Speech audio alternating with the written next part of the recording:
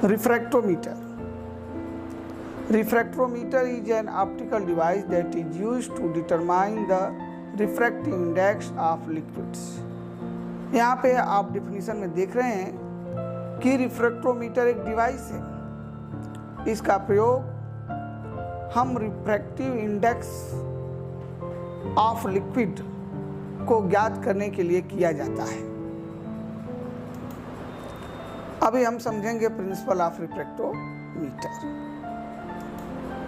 The principle of refractometer is based on the phenomenon of light refraction, that is Snell's law.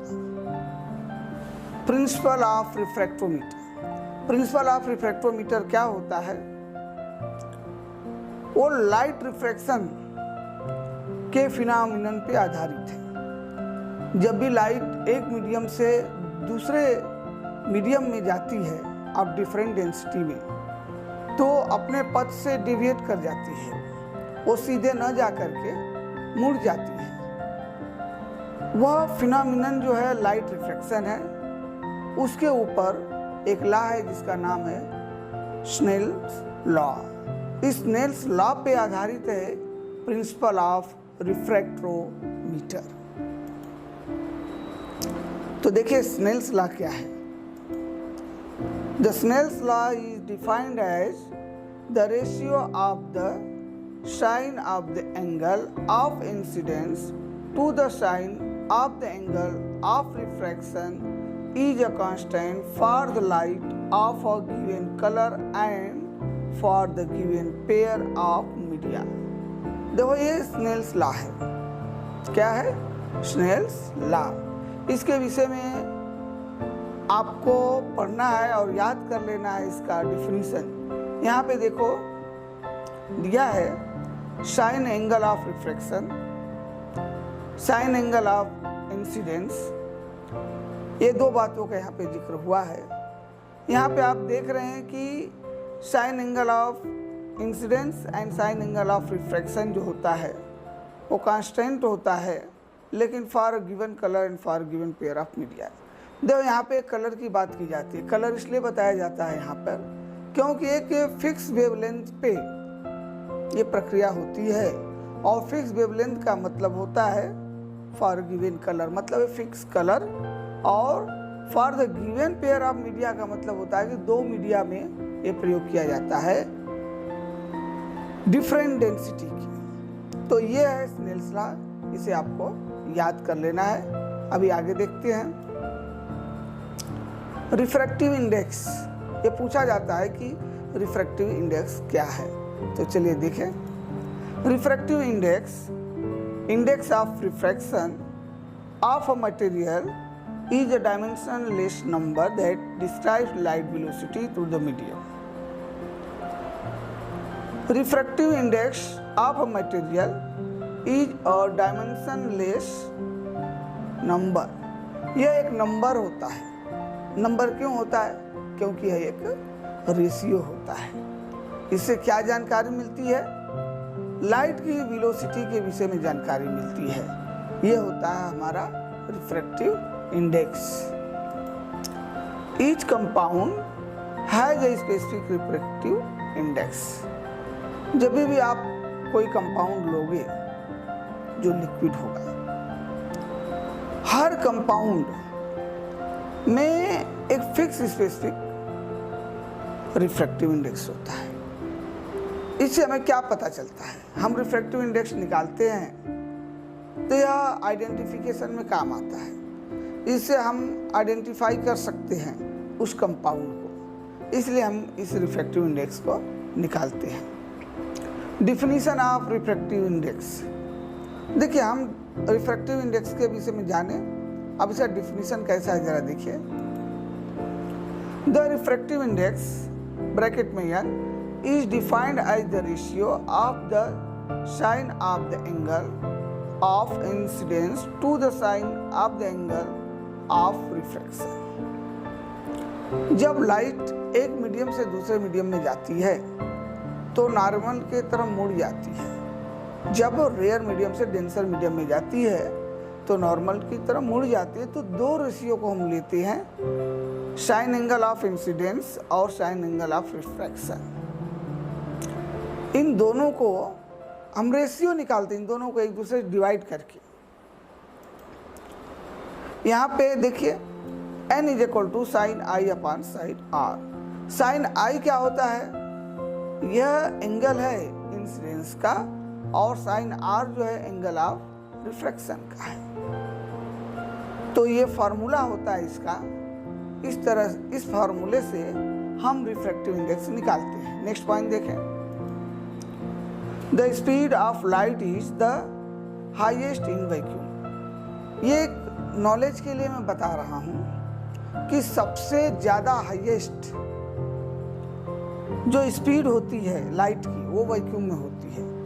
जैसे वो air में जाती है उसकी स्पीड स्लो होती है, और डेंसर मीडियम में जाती है तो उसकी स्पीड और स्लो होती है। इस तरह से उसकी स्पीड स्लो होते रहती है। तो कभी भी आपको अगर ये सवाल पूछा जाता है तो आपको ये तो पता होना चाहिए कि सबसे ज़्यादा स्पीड किसकी है, क्योंकि जो वैक्यूम होता है उसका रिफ्रैक्टिव इंडेक्स 1 होता है। उसी से हम कंपेयर करके आगे का निकालते हैं। तो आगे भी हम इसके विषय में देखेंगे। डिफिनीशन ऑफ रिफ्रैक्टिव इंडेक्स देखिए, the refractive index in bracket n of a substance is the ratio of the velocity of light in the air to the velocity of light in the substance। देखो ये जो definition दिया हुआ है, ये definition हमने दिया है आपको, ये एज पर यूएसपी है।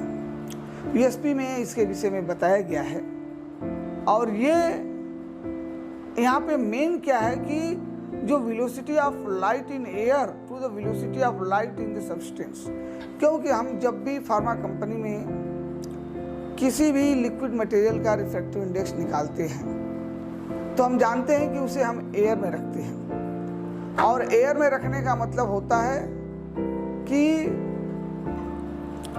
उसका जो हम रिफ्रैक्टिव इंडेक्स निकालेंगे वो एज कंपेयर टू एयर है।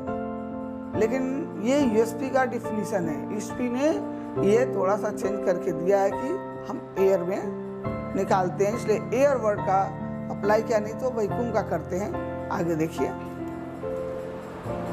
It is valuable in the identification of substance and the detection of impurities. USP जो रिफ्रैक्टिव इंडेक्स होता है उससे हम आइडेंटिफिकेशन में यूज होता है, मतलब हमारा कंपाउंड आइडेंटिफाई होता है कि नहीं ये वही कंपाउंड है।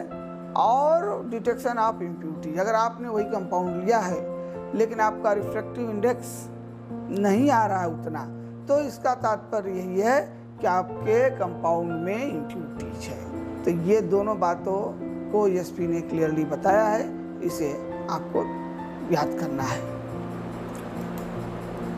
अगला definition, the refractive index of substance is the ratio of velocity of light in the vacuum to the velocity of light in the substance। ये जनरल है। देखो ये डिफिनीशन और डिफिनीशन में यही फर्क है कि इस डिफिनीशन में क्लियरली बताया गया है कि नहीं, the velocity of light in vacuum to the velocity of light in the substance. यहाँ पे वैक्यूम लिया गया है। तो कभी भी आपसे कोई ये डिफिनीशन पूछता है कि भाई रिफ्रैक्टिव इंडेक्स का डिफिनीशन बताइए, तो ये जनरल डिफिनीशन है और इस जनरल डिफिनीशन को आपको पता होना चाहिए कि नहीं रियल में जो डिफिनीशन वो वैक्यूम में है, लेकिन यूएसपी ने एयर में बताया है। फार्मूला ऑफ रिफ्रैक्टिव इंडेक्स, देखो कैसे फार्मूला होते हैं, देखिए ध्यान से। n is equal to sine I upon sine R, ये फार्मूला मैंने आपको बताया। यहाँ पे क्या क्या है देखिए, I का मतलब होता है एंगल ऑफ इंसिडेंस, ओके, और R का मतलब क्या है, एंगल ऑफ रिफ्रैक्शन। दूसरा फार्मूला है n is equal to C upon V. यहाँ पे n जो है वही रिफ्रैक्टिव इंडेक्स है। नेक्स्ट c जो है velocity of light in a vacuum. Vacuum में स्पीड दिया है 3 × 10⁸ मीटर पर सेकेंड, ये स्पीड है वेलोसिटी का वैक्यूम के अंदर। तो ये दो फार्मूले हैं रिफ्रैक्टिव इंडेक्स के, साइन आई अपॉन आर और n is equal to C upon B. आपको ये दो फार्मूले याद करने, ये सब बेसिक नॉलेज है जो आपको पता होना चाहिए कि ये चीजें है इसमें।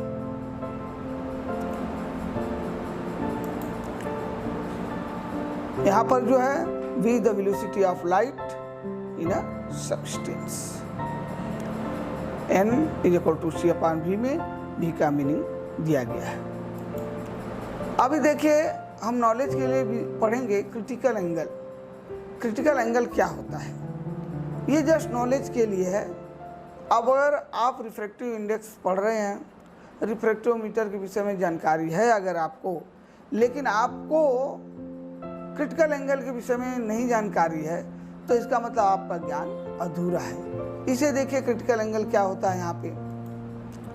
When light rays travelling from denser medium to rarer medium, then the angle of incidence for which angle to refraction in air is 90 degree is called critical angle।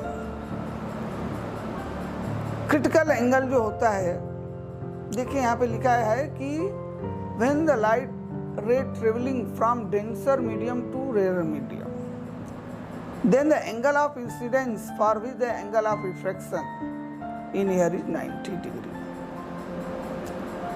Angle of refraction in air is 90 degree। इसमें क्या होता है कि इस एक angle of incidence ऐसा होता है जिसपे एंगल ऑफ रिफ्रैक्शन 90 डिग्री हो। मतलब क्या होता है कि वो रे जो होता है एक मीडियम से दूसरे मीडियम में वहीं पे रुकता है, नहीं जाता है, एक मीडियम में ही वो रुका रहता है और वो एंगल 90 डिग्री हो जाता है रिफ्रैक्शन का। Refraction in air is 90 degree. यहाँ पे उस एंगल को जो एंगल ऑफ इंसिडेंस है हम बोलते हैं क्रिटिकल एंगल, क्योंकि यह एक ऐसा एंगल है कि अगर इस एंगल से थोड़ा भी ज़्यादा अगर हम बढ़ाएंगे क्रिटिकल एंगल को, तो कंप्लीटली रे जो होता है वो एक मीडियम में, इसके आगे जो भी बढ़ेगा वो कंप्लीटली एक ही मीडियम में रहेगा। एक डिफिनीशन है, ये आपको याद करना है। और इससे क्या होता है एक एग्जाम्पल के रूप में मैं दिखाता हूँ तो समझ में आ जाएगा। ये देखिए क्रिटिकल एंगल अभी क्या है, the critical angle is the greatest angle eight which a ray of light travelling in one transparent medium denser medium. देखो वहाँ पे जो डिफिनीशन हमने बताया था उसको थोड़ा भी इजी करके दे दिया गया है कि नहीं। Critical angle is the greatest angle. Critical angle जो इंसिडेंस रे ऑफ इंसिडेंस है उसका जो एंगल है वो एक हाईएस्ट एंगल होता है। उस एंगल के आगे अगर जाता है तो the ray of light travelling in one transparent medium, ray of light जो होता है डेंसर मीडियम में ही फंसा रहता है, उधर ही वो रह जाता है। एग्जाम्पल क्या दिया है आगे का भी देखते हैं। Diamonds, denser medium sparkle more than other material, the critical angle for a diamond to air surface is 24.4 degree. देखो हम जानते हैं कि डायमंड बहुत चमकता है। क्यों चमकता है? क्योंकि उसका जो क्रिटिकल एंगल होता है 24.4 डिग्री होता है। मतलब जब रे एक बार डायमंड के अंदर घुस जाती है तो बाहर निकल ही नहीं पाती, वो अंदर ही घूमने लगती है और अंदर घूमने के कारण वह डायमंड जो होता है चमकने लगता है। तो यह एक एग्जाम्पल जस्ट नॉलेज के लिए था। आगे देखिए measurement of refractive index. Refractive index का हम मेजरमेंट कैसे करते हैं इसके विषय में थोड़ी जानकारी लेते हैं। देखिए the refractive index is measured with monochromatic light.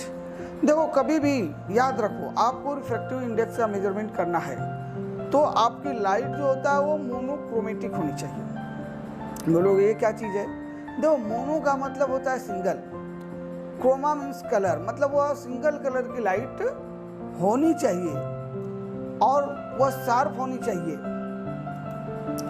Sodium D line 589 nanometre wavelength, doublet D1 589.0 and D2 589.6, average 589.3 is used as the monochromatic light।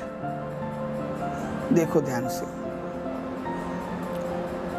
Refractive index कभी भी आपको निकालना हो तो बता दिया कि भाई मोनोक्रोमेटिक लाइट चाहिए, लेकिन मोनोक्रोमेटिक लाइट लेंगे कहाँ से? जो सिंगल कलर हो तो उसके लिए जो होता है हम सोडियम के डी लाइन का यूज करते हैं। मतलब सोडियम से जो लाइट आता है, सोडियम वेपर से जो लाइट निकलेगा सोडियम का, उसमें जो लाइट का जो स्पेक्ट्रम होता है, आप जैसा जानते हैं कि लाइट के स्पेक्ट्रम को ए बी सी डी ऐसा बनाया गया है, लेकिन जो सोडियम से जो लाइट निकलता है वो डी लाइन में आता है, उसे डी लाइन बोलते हैं। जो स्पेक्ट्रम की स्टडी करते हैं उनको पता होगा।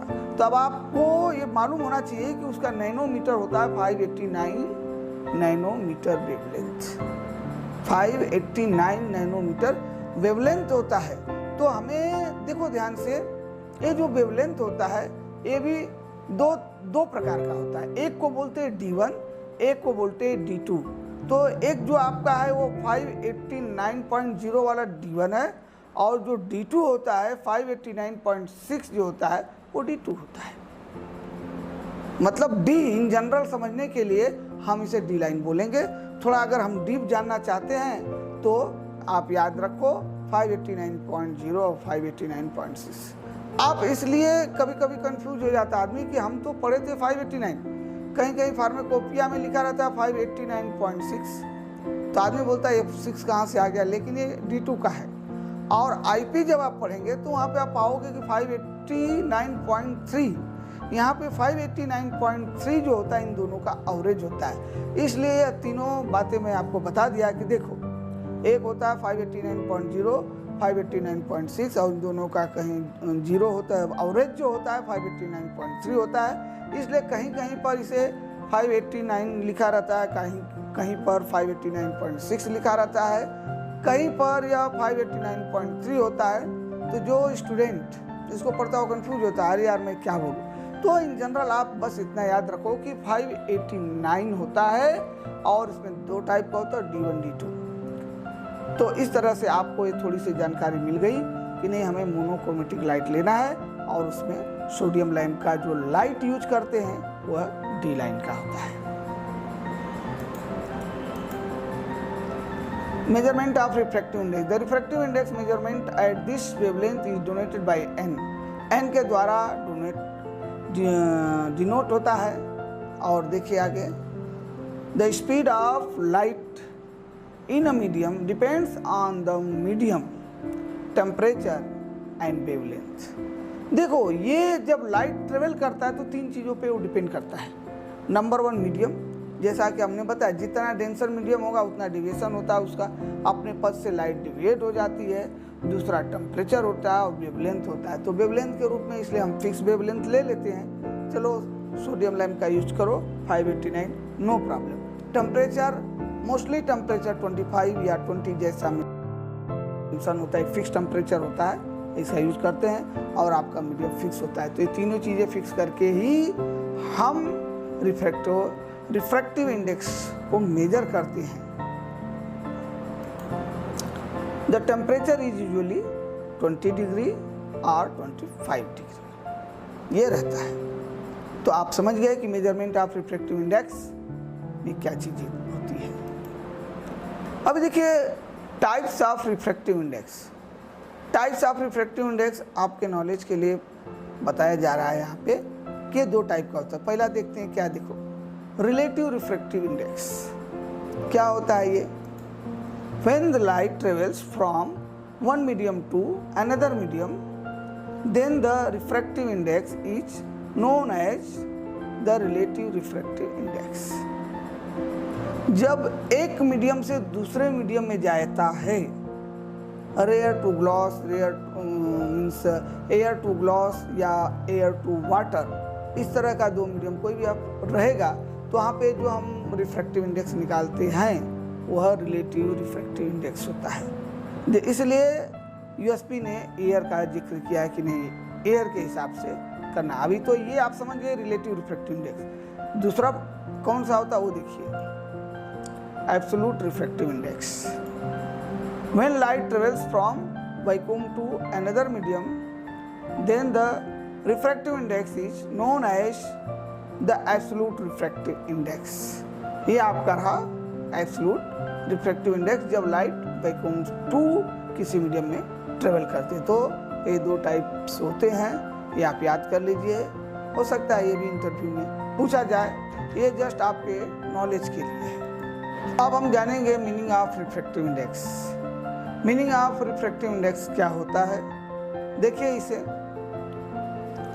The refractive index of water is 1.33। ये जो 1.33 है ये 30 डिग्री पे होता है। इसका क्या मीनिंग होता है? It means light travels 1.33 times slower in water than in vacuum. इसका मतलब यही होता है कि जो लाइट का स्पीड वैक्यूम में सबसे ज़्यादा होता है, उसकी तुलना में हमारे वाटर में इस स्पेसिफिक टेम्परेचर पे लाइट का स्पीड जो होता है 1.33 टाइम्स स्लो है, मतलब वो स्लो गति से चलेगा। ये इसका मीनिंग होता है। तो जितने भी रिफ्रैक्टिव इंडेक्स है वो लाइट के स्पीड कितना ज़्यादा कम हुआ है वो उसको बताता है। रिफ्रैक्टिव इंडेक्स ऑफ वैक्यूम जो होता है वो हमेशा 1 माना जाता है। ये आपको जानकारी के लिए बताया है, इसलिए आप इसको याद रखिए। और एयर का क्या होता है? Refractive index of air 1.0003। थोड़ा यहाँ पे रिफ्रैक्टिव इंडेक्स बढ़ा है। तो एज कंपेयर टू वैक्यूम आप कहीं भी जाओगे सबका रिफ्रैक्टिव इंडेक्स 1 से ज़्यादा रहेगा। केवल वैक्यूम का 1 है, बाकी कोई भी मटेरियल होगा जो भी लिक्विड में है आप उसका निकालोगे तो हमेशा 1 से ज़्यादा रहेगा। अभी calibration of refractometer. Calibration of refractometer देखते हैं क्या होता है। कैलिब्रेशन ऑफ रिफ्रैक्टोमीटर और कैसे करते हैं तो थोड़ी सी जानकारी लेते हैं। देखिए ये कैलिब्रेशन करने के लिए हम 3 रेफरेंस लिक्विड यूज करते हैं। Number 1 water, number 2 carbon tetrachloride, number 3 toluene. इसका हम यूज करते हैं। लेकिन कोई कोई कंपनी में केवल वाटर से ही किया जाता है। ये कंपनी टू कंपनी डिफर होता है। और एज पर इंस्ट्रूमेंट का मैनुअल क्या बोलता है उसके हिसाब से आप करोगे, नहीं तो ये फॉलो करना है। क्योंकि ये यूएसपी के हिसाब से देखिए, ये वाटर का 1.3325, कार्बन टेट्राक्लोराइड का 1.4603, टोल्यूइन का 1.496 यानी 30 डिग्री पे सब है। ये रिफ्रैक्टिव इंडेक्स है और इसका एक्सेप्टेंस क्राइटेरिया आज पर यूएसपी है ±0.0001। ये इसका एक्सेप्टेंस क्राइटेरिया ये बहुत ही कम है। क्योंकि जब भी आप रिफ्रैक्टिव इंडेक्स निकालोगे इस रेंज में तो ये आपके लिए बहुत डिफिकल्ट है, क्योंकि ये बहुत ही रेंज कम है। तो आपका इंस्ट्रूमेंट बहुत शार्प है तो ही निकालते हैं, नहीं तो जनरली उसका जो रेंज रखते हैं हम 0.0005 का रखते हैं। तो ध्यान दो यहाँ पे कि यूएसपी का रेंज बहुत कम है। Now thanks for watching. बहुत बहुत धन्यवाद। Thank you.